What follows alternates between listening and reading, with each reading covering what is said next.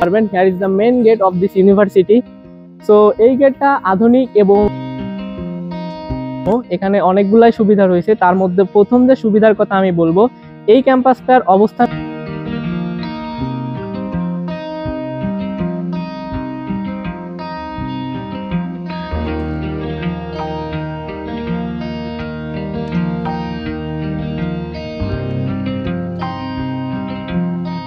শান্ত পরিবেশ, খোলামেলা সবুজ প্রান্ত আর একাডেমিক পরিবেশে গড়ে উঠেছে বাংলাদেশের অন্যতম একটি বিজ্ঞান ও প্রযুক্তি নির্ভর বিশ্ববিদ্যালয়, পাবনা বিজ্ঞান ও প্রযুক্তি বিশ্ববিদ্যালয়। আজকের ভিডিওতে আমরা ঘুরে দেখব এই বিশ্ববিদ্যালয়ের ফ্যাকাল্টি, সুযোগ সুবিধা, কিছু চ্যালেঞ্জ আর চমৎকার ক্যাম্পাসের সৌন্দর্য।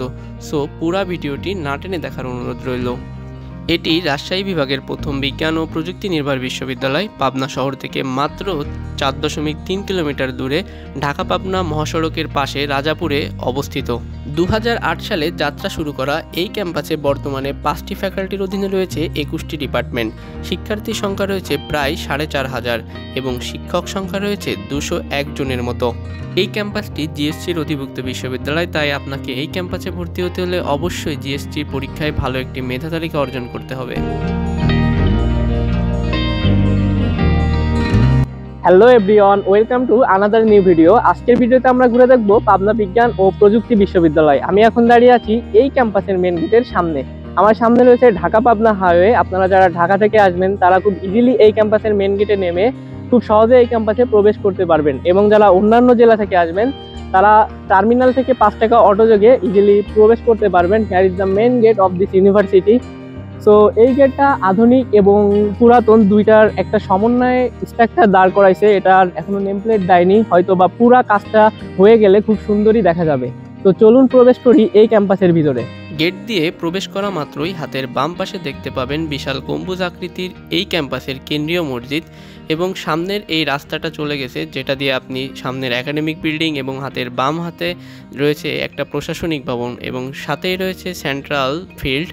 এবং হাতের যে ডান হাতের রাস্তাটি আছে, আমরা প্রথমে সেই রাস্তা দিয়ে যাত্রা শুরু করি।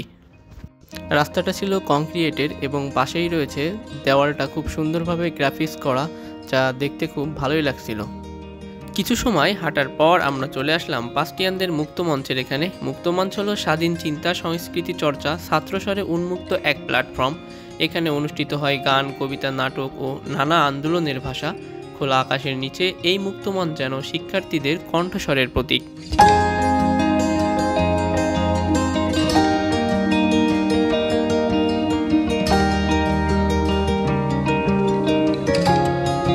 কবি বন্দে আলী মিয়া মুক্ত মঞ্চের ঠিক সামনেই রয়েছে পাবনা বিজ্ঞান ও প্রযুক্তি বিশ্ববিদ্যালয়ের সবচেয়ে মনোমুগ্ধকর জায়গাগুলোর একটি, সেটা হলো আনন্দ সরোবর লেক, যেখানে ক্লাসের ব্যস্ততা আর পড়াশোনার চাপে ক্লান্ত শিক্ষার্থীরা এখানে এসে খুঁজে পায় একটু মুক্তির স্বাদ।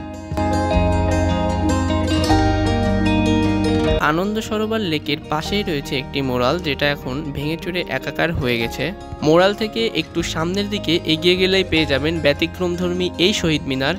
এটা জাহাঙ্গীরনগর ইউনিভার্সিটি এবং খুলনা ইউনিভার্সিটিতে দেখা যায়, আর এই ক্যাম্পাসে দেখলাম। জানি না আর কোন কোন ক্যাম্পাসে আছে, আপনাদের জানা থাকলে অবশ্যই কমেন্টে জানাবেন। তারপর আমরা চলে আসি এই ক্যাম্পাসের প্রাণকেন্দ্র একটি জায়গা, সেটা হলো ক্যাফেটেরিয়া বিল্ডিংয়ের এখানে। ক্যাফেটেরিয়ার ভিতর প্রবেশ করার পর আপনি দুইটা পার্ট দেখতে পাবেন, অর্থাৎ একটা পার্টে রয়েছে পিৎজা, বার্গার এবং মিষ্টি জাতীয় খাবার, যেমন রসমালাই, বুন্দিয়া, আইসক্রিম এবং খাতা কলম, বিস্কিট, স্ন্যাক্স আইটেম যা আছে সব, অর্থাৎ এই পার্টে আপনি এইগুলা পাবেন। এবং আর একটা পার্টে রয়েছে ভাত, খিচুড়ি, বিরিয়ানি, পোলাও, সব কিছু পাইবেন। অর্থাৎ এখানে একটা চার্টবোর্ড আছে যেখান থেকে আপনি প্রতিদিনে কী কী আইটেম রান্না হয়েছে সেটার একটা সামারি পেয়ে যাবেন এবং দাম কেমন। সো এখানে খুব কম টাকায় আপনি রিজনেবলের ভিতরেই ভালো ভালো খাবার খেতে পারবেন। যেসব আপুরা পর্দা করেন তাদের জন্য স্পেশাল জোন করা আছে, তারা আপনারা এখানে যেয়েই খাবার খেতে পারবেন। এবং এর ঠিক পাশেই আরও একটি সুন্দর জায়গা রয়েছে যেখানে আপনি লেক পাড়ের ভিউ দেখতে দেখতে খাবার খেতে পারবেন। দেন আমরা চলে আসি স্বাধীনতা চত্বরের এখানে। এই স্ট্রাকচারটাও খুব সুন্দরভাবে তৈরি করেছে। স্বাধীনতা চত্বরের পিছন দিয়ে সামনের দিকে একটু এগিয়েই পেয়ে যাবেন টেম্পল, এবং তার ঠিক সামনেই রয়েছে আনসারদের জন্য একটি আবাসন ব্যবস্থা, এবং সামনে রয়েছে ছোট্ট একটা ফিল্ড। দেন আমরা চলে আসি এই ক্যাম্পাসের এলিভেটেডের এখানে। আছি এই ক্যাম্পাসের আরো একটি ইন্টারেস্টিং জায়গায়। আমি এখন দাঁড়িয়ে আছি এই ক্যাম্পাসের এলিভেটেডের উপর, অর্থাৎ এখান থেকে আপনি পুরাতন যে একাডেমিক বিল্ডিং আছে এবং নতুন একাডেমিক বিল্ডিং 1 এবং 2 দুইটাতে খুব ইজিলি যাতায়াত করতে পারবেন। তা আপনি বলতে পারেন এই ক্যাম্পাসের এটা কানেক্টেড হাব হিসেবে কাজ করে একাডেমিক বিল্ডিংগুলার।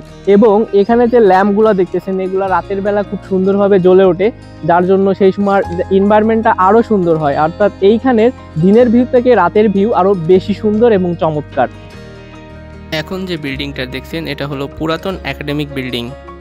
এটা হলো এই ক্যাম্পাসের অডিটোরিয়াম এবং এর ঠিক পাশেই রয়েছে একাডেমিক বিল্ডিং 1 এবং তার ঠিক পাশেই রয়েছে নিউ একাডেমিক বিল্ডিং 2।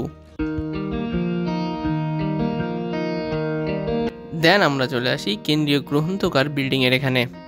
ভিতরে প্রবেশ করার পর আপনি এরকম একটি জায়গা দেখতে পাবেন যেখানে রয়েছে অটোমেটেড মেশিনগুলো, অর্থাৎ আপনার যে বইটা দরকার সেই বইটা এখানে আছে কিনা সেটার জন্য আপনি এখানে চার্জ করবেন।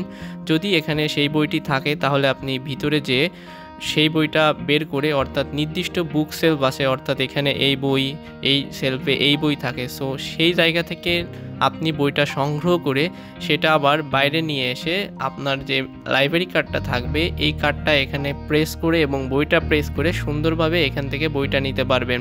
এবং নির্দিষ্ট সময় পার হওয়ার পর বা একটা নির্দিষ্ট সময়ের মধ্যে এই বইটা আপনি এখানে লাইব্রেরি কার্ডের মাধ্যমে আবার অটোমেটিক্যালি দিতে পারবেন।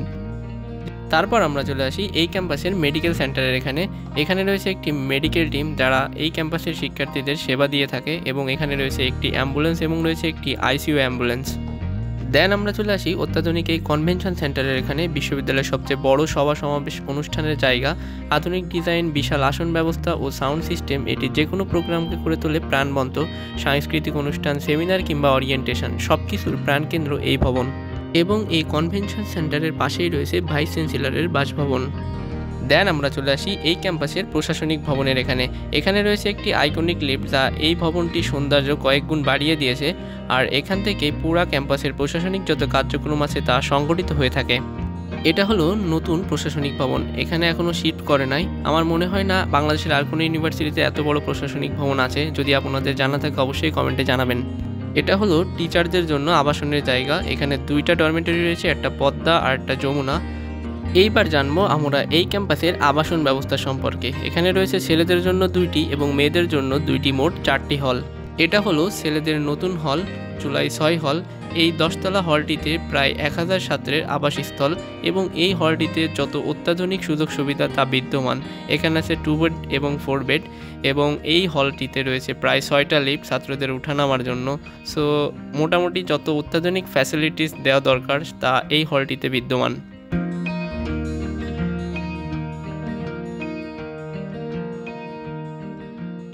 এটা হলো ছেলেদের পুরাতন হল, বঙ্গবন্ধু হল। এই হলটাও অনেক সুন্দর। ছেলেদের এই হলগুলোতে আপনি সকালে 15 টাকায় খিচুড়ি ভর্তা এবং রুটি খাইলে 20 টাকা, আর যদি দুপুরে খাবার খান 45 টাকা পড়বে মাছ অথবা মাংস, এবং রাতের জন্য 25 টাকায় সবজি অথবা মাছ মাংস খেতে পারেন 45 টাকা দিয়ে। এবার দেখব আমরা মেয়েদের হল। মেয়েদেরও 2টি হল রয়েছে, নতুন এবং পুরাতন হল 2টি পাশাপাশি, বাট নতুন হলে অ্যালার্টের কার্যক্রম বিদ্যমান, এখনও শেষ হয় নাই। এইবার জানবো আমরা এই ক্যাম্পাসের পরিবহন পুলের ব্যাপারে। এর পরিবহন পুলের ভান্ডার বেশ সমৃদ্ধ। প্রতিদিন ক্যাম্পাস টু শহর 7টা ট্রিপ পরিচালনা করে থাকে এবং দূরের 3টা ট্রিপ পরিচালনা করে থাকে, ঈশ্বরদী, আতাইকুলা এবং সুজানগর। এবার আমরা জানবো এই ক্যাম্পাসের কিছু সুবিধা এবং অসুবিধা সমূহ। চলুন প্রথমেই জেনে নিই এই ক্যাম্পাসের কিছু অসুবিধা সমূহ। ফার্স্ট যে অসুবিধাটা আমার কাছে মনে হয়েছে সেটা হলো এই ক্যাম্পাসে টিচার সংকট। শুধু এটা না, জিএসসি অধিভুক্ত যে কটা ইউনিভার্সিটি আছে মোস্ট অফ দ্য ইউনিভার্সিটিতে আপনার টিচার সংকট রয়েছে, কারণ এই ইউনিভার্সিটিগুলো ম্যাক্সিমামই 2008-এর পরে তৈরি হয়েছে, যার জন্য সেকেন্ড যে অসুবিধা আমার কাছে মনে হয়েছে কিছু কিছু ডিপার্টমেন্টে ল্যাব সংকট রয়েছে। এবং থার্ড যে অসুবিধাটা আমার কাছে মনে হয়েছে সেটা হলো এইখানে অ্যালামনাই যে প্র্যাকটিসটা, অর্থাৎ লাইক ঢাকা ইউনিভার্সিটি, রাজশাহী ইউনিভার্সিটির যে অ্যালামনাই প্র্যাকটিস আছে, অর্থাৎ পুরাতন শিক্ষার্থী অনেক থাকে, তো তাদের মানে হায়ার গ্রেডের জবগুলো অনেক বেশি পরিমাণে করে ওইসব ক্যাম্পাস থেকে, যার জন্য এইখানে অ্যালামনাই সুবিধাটাও আমার কাছে একটা বড় ডিসঅ্যাডভান্টেজ মনে হয়েছে। চলুন জেনে নিই এই ক্যাম্পাসের সুবিধা সমূহ। এখানে অনেকগুলাই সুবিধা রয়েছে, তার মধ্যে প্রথম যে সুবিধার কথা আমি বলবো, এই ক্যাম্পাসটার অবস্থানগত কারণে খুবই শহর থেকে কাছে, যার জন্য আমরা সবাই জানি ইউনিভার্সিটির একটা বড় অংশ টিউশনির মাধ্যমে নিজেদের কস্ট বিয়ারিং করে থাকে। তা আপনারা যারা এখানে হলে থাকবেন এই ক্যাম্পাসে, তারাও খুব ইজিলি শহরে যেয়ে টিউশন করে আসতে পারবেন এবং নিজেদের আর্ন মোটামুটি সহজে ইজিলি কাভার করতে পারবেন। এবং সেকেন্ড যে সুবিধার কথা বলবো, এই ক্যাম্পাসে রয়েছে অটোমেটেড গ্রন্থাগার। সো আমরা দেখছেন কিভাবে সহজে আপনি বই নিয়ে সেগুলা পড়তে পারবেন। এবং থার্ড যে সুবিধার কথা বলবো, এখানে রয়েছে অত্যাধুনিক ক্লাসরুম, অর্থাৎ প্রত্যেকটা ডিপার্টমেন্টেরই জন্য রয়েছে সুন্দর সুন্দর ক্লাসরুম, কারণ নতুনই এইগুলা আর কি আসছে একটা ডিপার্টমেন্টের ভাগে। তো এই ছিল পাবনা বিজ্ঞান ও প্রযুক্তি বিশ্ববিদ্যালয়ের সুবিধা এবং অসুবিধা সমূহ। এই ছিল আমাদের পাবনা বিজ্ঞান ও প্রযুক্তি বিশ্ববিদ্যালয় নিয়ে রিভিউ ভিডিও। পরবর্তীতে কোন ক্যাম্পাসের ভিডিও চান অবশ্যই সেটা কমেন্টে জানাবেন, ইনশাল্লাহ সেখানে গিয়ে রিভিউ দেওয়ার ট্রাই করব। আর ইউনিভার্সিটি রিলেটেড নিত্য নতুন ভিডিও পেতে অবশ্যই চ্যানেলটি সাবস্ক্রাইব করবেন এবং যে কোনো ধরনের প্রশ্ন সেটা কমেন্টে জানাতে ভুলবেন না। তো দেখা হচ্ছে পরবর্তী কোনো ভিডিওতে, সে পর্যন্ত ভালো থাকবেন, সুস্থ থাকবেন, আল্লাহ হাফেজ।